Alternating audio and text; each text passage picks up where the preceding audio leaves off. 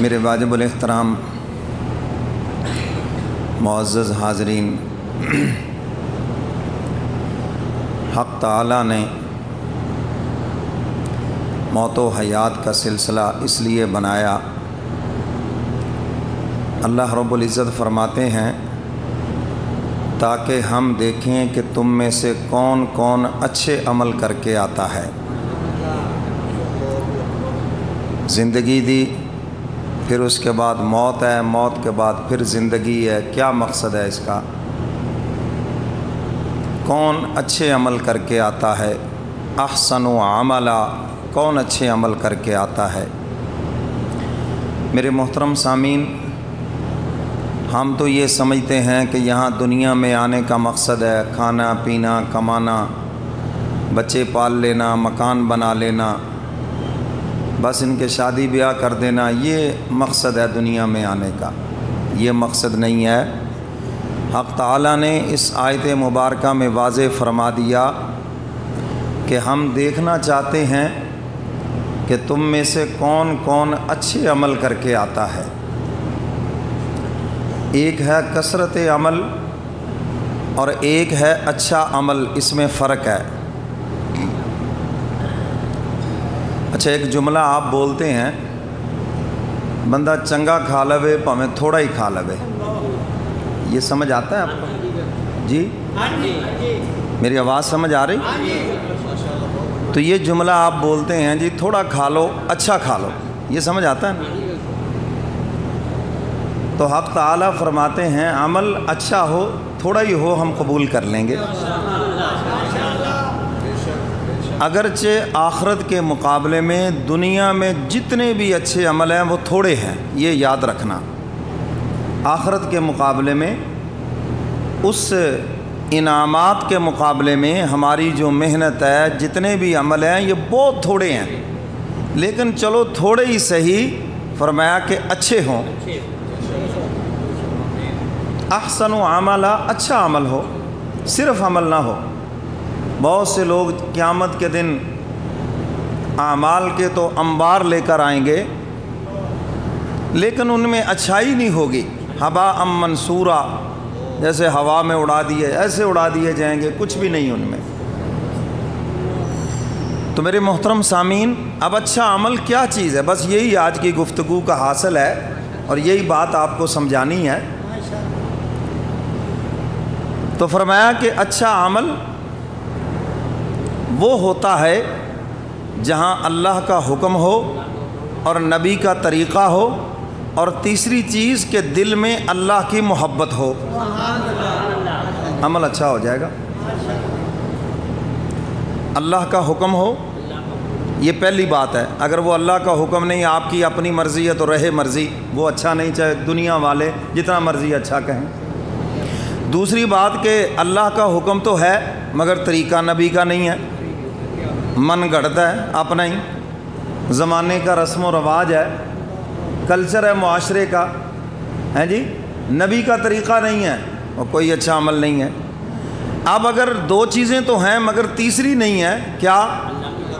اللہ کی محبت نہیں ہے، مولا سے دل ملا ہوا نہیں ہے، تو پھر بھی اس میں گڑبڑ ہو جائے گی، ریاکاری آ جائے گی، دکھلاوا آ جائے گا، اور اس کے اندر چاہت نہیں ہوگی، تو فرمایا کہ وہ پھر اچھا عمل نہیں بنے گا۔ اچھا، اس کو اور سادہ سی مثال سے سمجھاتا ہوں۔ کوئی آدمی آپ سے کہے کھانا کھلاؤ جی، آپ روٹین میں کھلا دیتے ہیں، جو گھر میں پکا ہے بس ٹھیک ہے، لیکن اگر آپ کا کوئی وی آئی پی، آپ کا جگری دوست، جس کو آپ سمجھتے ہوں، جس سے آپ کو محبت ہو، وہ کہے کہ آج شام کو میں نے کھانا کھانا ہے آپ کے پاس، تو وہاں پر بھی آپ کا عمل یہی ہوگا، آپ کی چاہت دیکھنے والی ہوگی، بھاگے پڑیں گے، گھر والوں کو بھی ہیں جی ستایا ہوا ہوگا، آسمان سر پہ اٹھایا ہوا، یہ میرا دوست آ رہا ہے جی، میرا عزیز آ رہا ہے جی، میرے مرشد آ رہے ہیں جی، میرا فلاں آ رہا ہے، آسمان توڑو گے یا نہیں؟ یہ جو آپ کی چاہت ہے، یہی آپ کا اچھا عمل بناتی ہے، یہی وہ خلوص ہے۔ اسی لیے تو حق تعالیٰ نے قربانی کے متعلق فرمایا نا، لَن يَنَالَ اللَّهَ لُحُومُهَا وَلَا دِمَاؤُهَا وَلَكِن يَنَالُهُ التَّقْوَى مِنكُمْ، اللہ کے ہاں نہ تو تمہارے جانور پہنچتے ہیں، نہ خون پہنچتا ہے، نہ گوشت پہنچتا ہے، نہ کوئی کھالیں پہنچتی ہیں، مگر اللہ کے ہاں تمہارا خلوص پہنچتا ہے۔ کس چاہت سے، آواز کھینچ رہا، گلے کو کھینچتا ہے، کس چاہت سے آپ نے یہ جانور ذبح کیا، اللہ تو یہ دیکھتے ہیں۔ اور میں سمجھانے کے لیے اکثر کہا کرتا ہوں، ایک ہے نمازیں پڑھنے والے، جمعہ پڑھنے والے، اللہ کی محبت میں وہ بہت تھوڑے لوگ ہیں، اور کچھ وہ ہیں جو گلے سے اتارنے والے ہیں، گلے سے اتر جائیں۔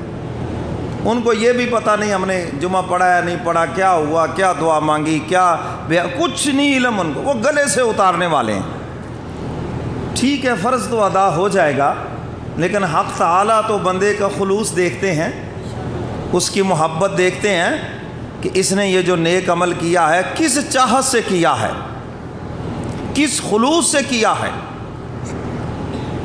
اچھا، آپ سے کوئی اگر اوپر سے تعلق رکھے اور اندر سے آپ کی جڑیں کاٹے تو آپ کو اس کا احساس ہو جاتا ہے یا نہیں؟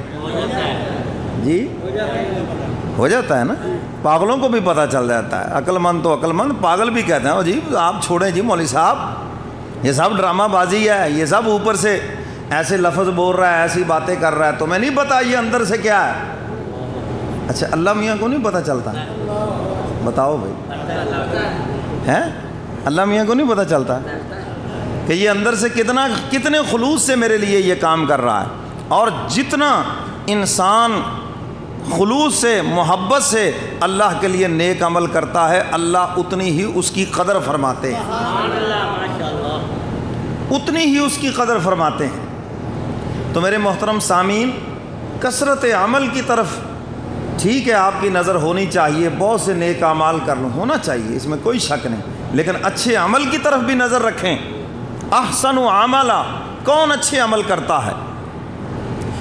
فرمایا الحیات لیبلوکم ایکم احسن عملا۔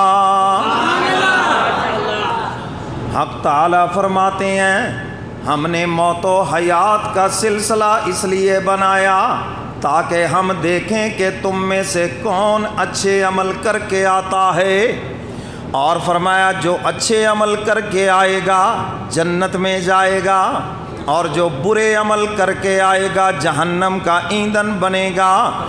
اِنَّا هَدَيْنَاهُ السَّبِيلَ إِمَّا شَاكِرًا وَإِمَّا كَفُورًا۔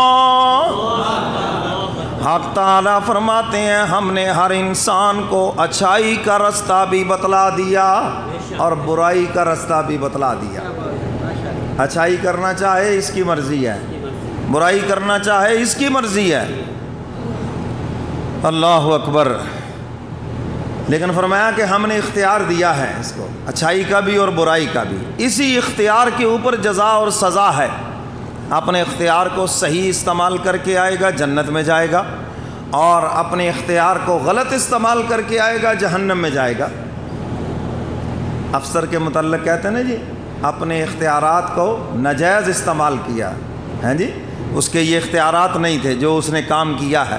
بالکل اسی طرح اچھائی کے رستے پہ چلو گے، صحیح استعمال کرو گے اپنے اختیار کو، جنت میں جاؤ گے، اور اگر غلط استعمال کرو گے جہنم کا ایندھن بنو گے۔